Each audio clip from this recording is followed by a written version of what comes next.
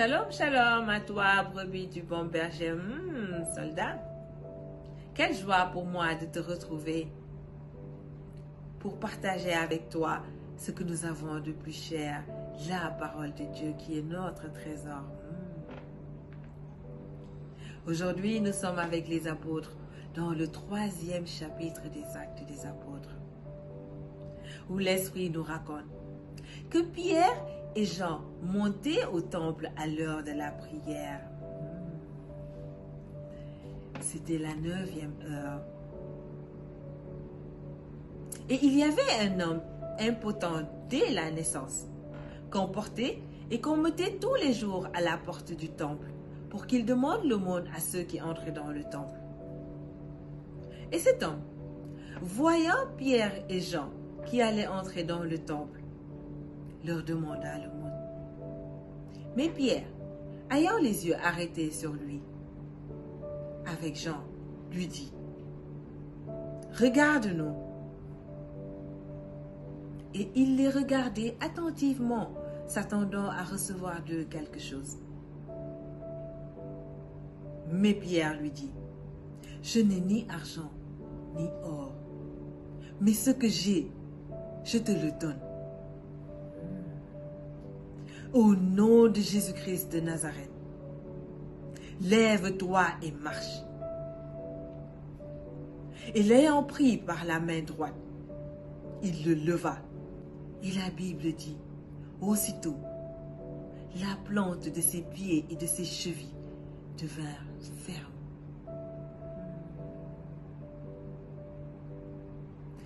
Il sauta et se tint debout et marcha.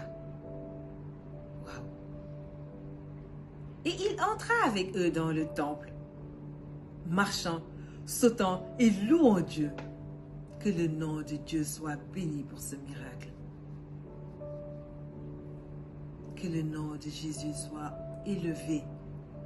Que le Saint-Esprit qui travaillait derrière ces apôtres-là soit ami de chaque homme.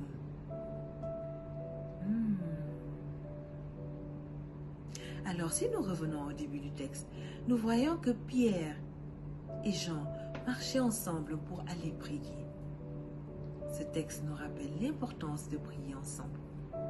C'est ce que l'esprit qui se cache derrière le coronavirus sait. C'est pourquoi il nous divise, il nous empêche d'aller prier. Mais soyons intelligents, même si nous sommes confinés, nous pouvons prendre nos bébés, nos petits-enfants, les grands-mères, les grands-pères, et tous se rassembler, prier en famille. Mais les apôtres, eux, priaient ensemble. Aujourd'hui, ils ne sont plus là, c'est nous qui sommes là. Apôtres, nous devons continuer l'œuvre de Jésus-Christ. Donc nous devons prier, si les églises sont fermées, nous devons prier à la maison ensemble.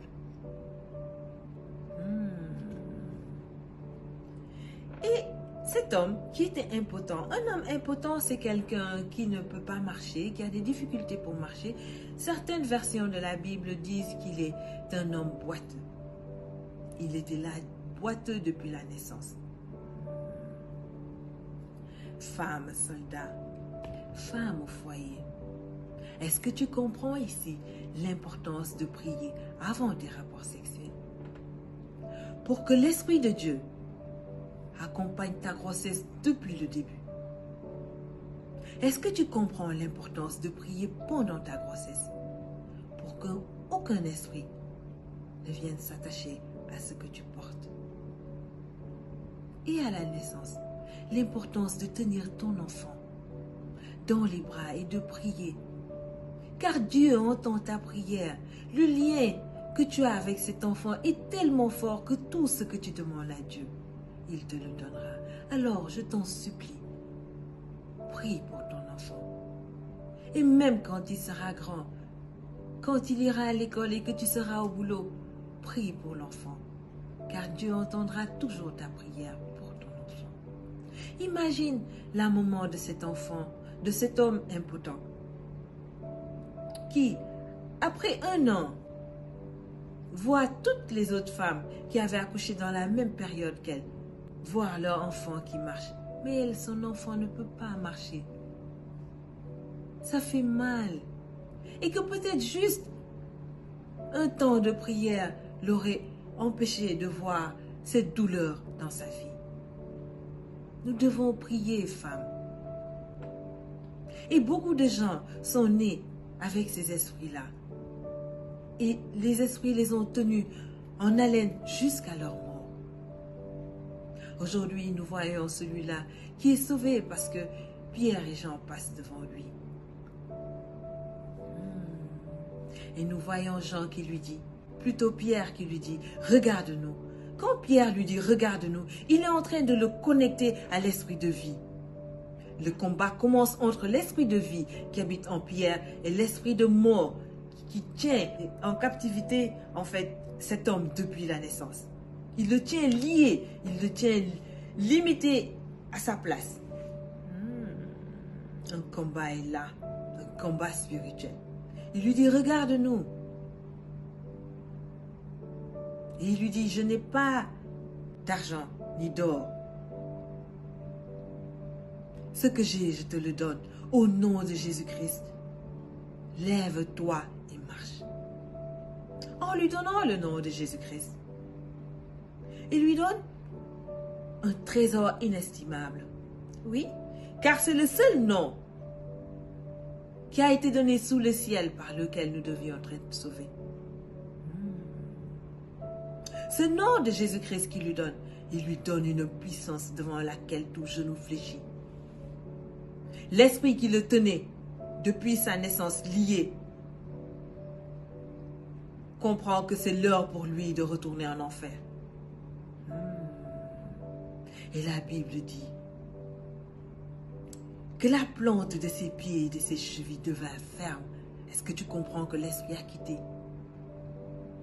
Que tout esprit maléfique qui te retient maintenant, qui te limite, qui t'empêche de voir la gloire de Dieu,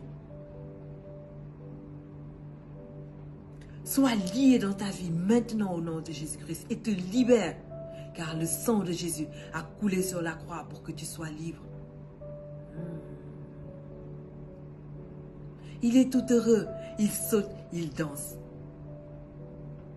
Il entre dans le temple.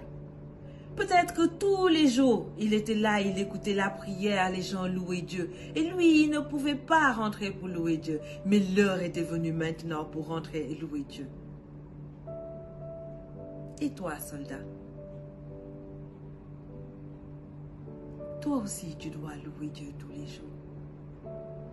En plus de louer Dieu, Jésus t'a laissé une grande mission avant de monter au ciel. Car quelqu'un qui est proche de la mort, il ne parle pas du temps qu'il fait. Il parle de ce qui est très important pour lui. Il donne un message important qui lui tient à cœur. Et Jésus, avant de monter au ciel, a dit, allez dans le monde entier, proclamez la bonne nouvelle à toute création. Voilà notre mission, nous, en tant que soldats de Dieu. Et l'Esprit de Dieu, pour nous encourager, nous dit que ceux qui auront été intelligents brilleront comme la splendeur du ciel. Mais ceux qui auront enseigné la justice